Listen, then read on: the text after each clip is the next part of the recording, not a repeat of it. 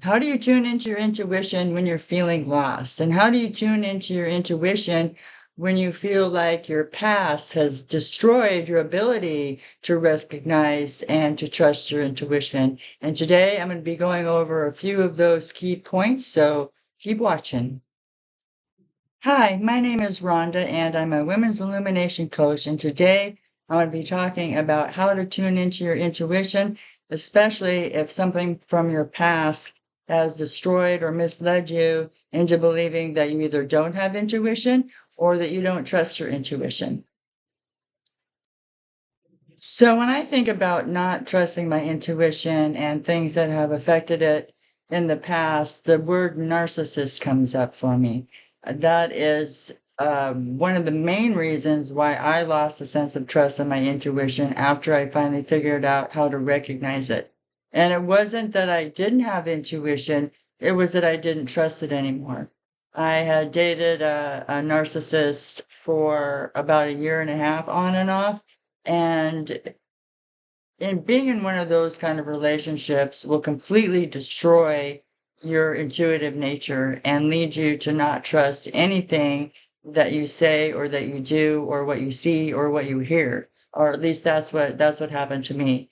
And the way that I kind of went through all this to try to figure out what had happened, first thing I started with in that relationship as an example were all the red flags.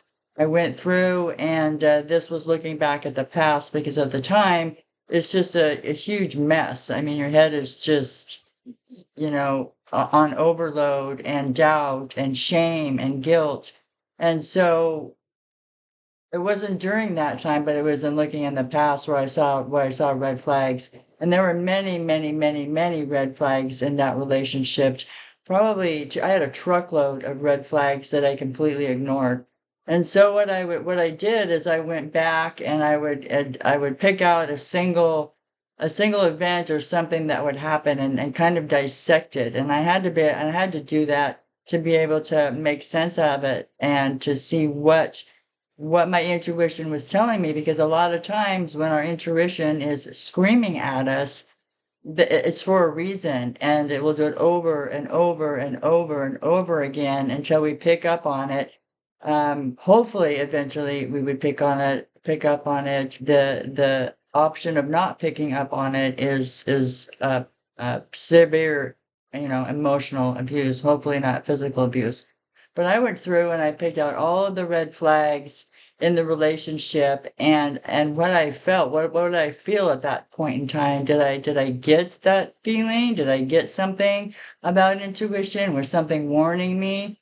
And every single time there was something that come up, and it wasn't, intuition is usually pretty fast. You can pick up on it right away. And I had, with this experience and relating to intuition, I would have to say there were probably 30 different times that I went back and looked at these red flags and looked at how I was feeling, how I reacted, what the situation was, and kind of broke it apart and broke it down to say, okay, what was my body, what was my body trying to tell me? And one of the major things in this relationship was sexual.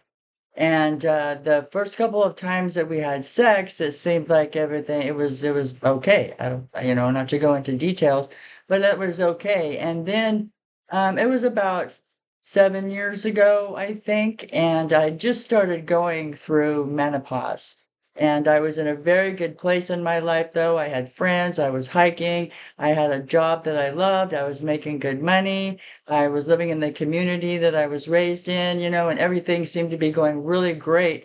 And then I met this guy. And I will have to say, going back to the sex thing, is that intercourse became very painful. And at first I thought it was that, going through menopause and things kind of don't have the moisture that they usually have, and there's different things that you can use, lubricants and things like that, but nothing that we used really seemed to matter. And so having sex was painful for me a lot of the times, and why I kept having sex, I don't know. It's just one of those mind game things where I think that's where it started. you know, with him and the excuse. There's always an underlying excuse with people who are narcissistic that give them an out, that give them a reason out. But what I had found out when I look back on that, that my body was telling me, no, you are not doing this. We're gonna dry things up and we're gonna shut things off because this is bad, bad, bad, bad, bad news. And at one point in time, I had asked him, I said, well, it's really uncomfortable, you know. I said, what do what do you think about this whole weird thing, using lubrication and this, which often worked, but, it wasn't that great. And he says, I don't know. All I know is it feels really good. And so that lack of compassion right there, I mean, I think a normal person would have, stopped and said, "Hey, no, wait a minute. We need to think about this. Let's talk about it." But he wasn't a real talkative kind of a guy. All I got with him were red flag, red flag, red flag. And so I would take each thing that had happened, each red flag that I would have that happened to me, and I would go through and I would say, okay, this is what happened. What was my body doing, or what was my body trying to tell me? And that was a major one for my body, literally to say, you shouldn't be having sex with this guy, is basically what it was saying to me.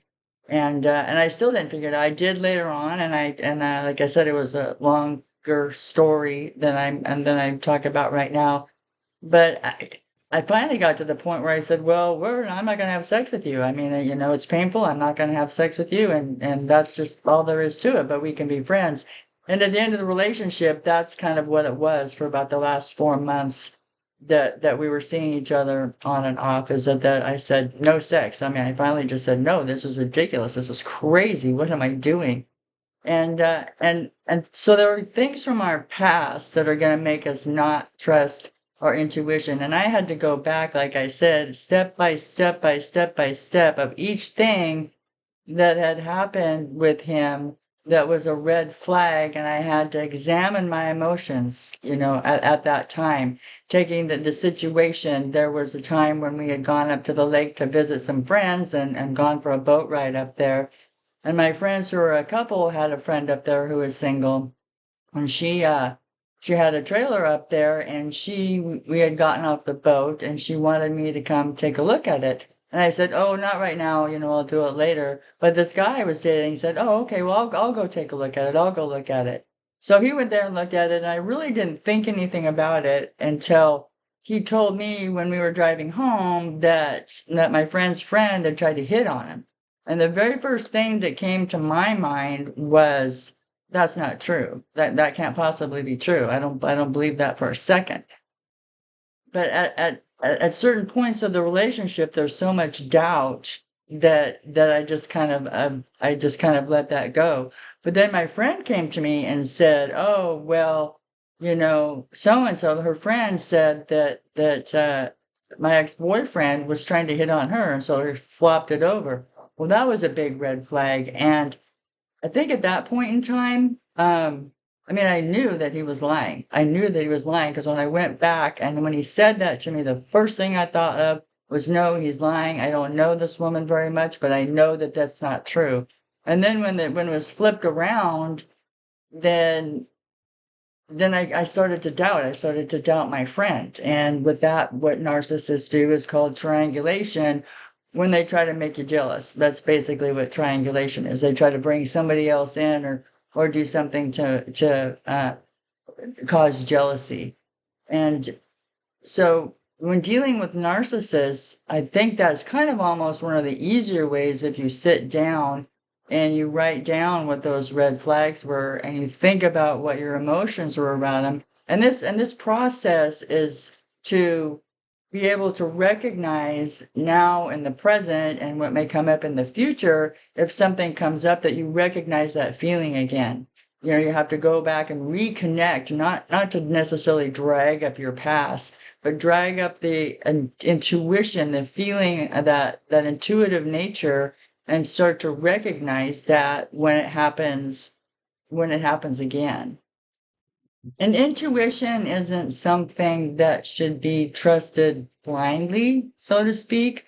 It's not like where there are some health and mental conditions, whereas, phrased as bipolar, when there's a bottom and a top scale, and, from depression to manic, and people who have those mental tendencies or whatever can be very manic and make decisions based on that. But that's not intuition. And you can tell the difference. I have had some manic episodes in my life in the past, and I know the difference. I can recognize the difference. I can recognize this the feeling of it's a different feeling. The feeling of elation, or the ego takes over and you feel like you can do anything, versus an intuitive feeling, which can be different for everyone. I receive different things if I hear something or see something that is the absolute truth. I will get goosebumps, and I have to, even if I don't agree with it, I have to believe and I have to trust myself that whatever it was an absolute truth. And there are other things that have happened to me where I have, you get kind of into spirit guides and angels and, your synchronicity, and how different things can send you messages and talk to you. But intuition is an internal helpful guide. It's not like a spirit guide that is going to show you something external, although that can happen, because there are a lot of different ways that the universe tries to communicate with us, not only by teaching us how to trust our intuition, but also to, recognize our boundaries and recognize those signs. And there are some signs with the synchronicity that if we recognize those signs, then our intuition actually doesn't have to work as hard to tell us something. And their intuition isn't always warnings about things. Intuition can be really, really good things, really happy things. And so I didn't want to get on the idea that intuition is for only if you're feeling lost. That's not what I believe the purpose of intuition is. Intuition helps us to, you said, not to overthink, and to be able to make decisions without consciously having to sit down and stop and think about it, because we're on a roll. We're on this roll in life, and we're living in the present, and things will come up. And once you start to recognize and trust that intuition, it becomes a lot easier. But we do kind of have to do some digging to find out what we didn't recognize our intuition. What was that intuition, and what did we feel, and what were our emotions, and what was going on, to be able to determine how we are going to recognize it now and in the future. And sometimes intuition can be considered like a hyper awareness, which is what a lot of people develop if they have been in abusive situations in their past as a child. We become hyper aware, we become over aware of everything around us, which is also leads to how people become empaths, or how they're empathetic. I mean, all this all works together as one, and it's a great design that the universe gave us.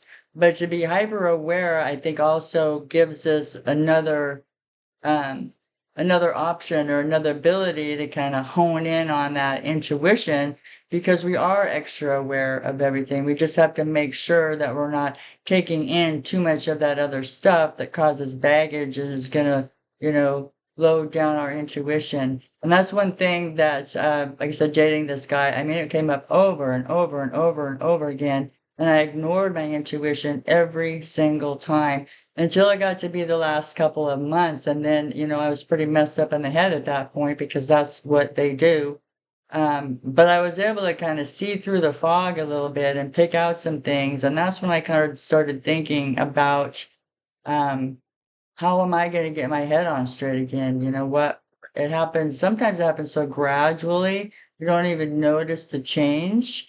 And then, but if I sit back and say, okay, where was I 2 years ago? What did I feel like 2 years ago? And what's the difference? What's in my life that wasn't in my life before? and kind of go back and reflect on those things. I don't like dragging up the past only to be able to work with those situations to make our present and our future a better place. And when it comes to intuition, we also have to remember that there are things that are instinctual for us. And with humans and animals and, all living beings, basically. And that is for us, this is more of a survival mechanism. Intuition is more of a follow your dreams, a consciousness, and on a higher level, on a higher power, where instinct is a basic survival, which is where our heads are most of the time because the brain only has one purpose, and that is to survive. And that's why I think we were gifted with these other sources, these other resources to be able to help guide us through life because our brains aren't always our brains aren't always our friends. So I guess in diving into intuition, I myself again am still learning intuition, and it was hard for me. I moved to Arizona, moved about 1,200 miles about a month ago, and I'm finally getting to the place where I'm starting to get some of those feelings back, the intuition, because during that move, and it was a big move, and I didn't realize how it was going to affect me emotionally, adjusting and getting here and all that. And I kind of stopped trusting my intuition. Just I kind of went back to old patterns and old habits. And so I had to do that all over again. I'm like, okay, what am I not recognizing? What is my intuition trying to tell me? And what I've noticed is with my intuition, if I'm feeling resistance in my life, if I'm trying to control something, which means you're mentally trying to, control a situation by changing your behavior, then I feel that resistance, and I know I need to pull back, and I need to just sit back and look at things differently. It's just like, being controlling, like I have a plant and I'm sitting, watching the plant and trying to make the plant grow with my mind. Well, that's not going to work. And but that's how powerful the mind can be once we get off track, once we get off a balance there. So I am once again tuning into my intuition, and I haven't had to go as far back, but there was something that I did this week that I did intuitively, and that was I saw I'm on an app called Nextdoor app, and there was a local pet rescue organization on there, and there was a little female black pug that was on there that was 4 to 5 years old, and they needed a foster for her. And for some reason, it's just I didn't even have to think about it. I just knew. I'm like, well, you know what? I'm just gonna have to foster that little thing. And she is the cutest, sweetest thing, but it wasn't. I think that's intuitive. It's like I knew it was the right thing to do. I knew it's going to be okay. I know she's going to be adopted, but I didn't really have to consciously think about it. I just saw it and I knew, and I thought, okay, well, yep, this is what I'm going to go do. And it was easy and it was smooth and there was no resistance. And so I knew it was the right thing to do. Not to say that if there's resistance in something that you should do it anyway. I mean, all figuring out all of our heads and all of our thoughts and intuition can be quite challenging, but the point that we're trying to get to is so that we don't have to think about it, that we just trust it, and life is easier, decisions are easier, and I can definitely attest to that. So, if you have any comments or questions and you want to write them below, or like and subscribe, and we'll catch you next time.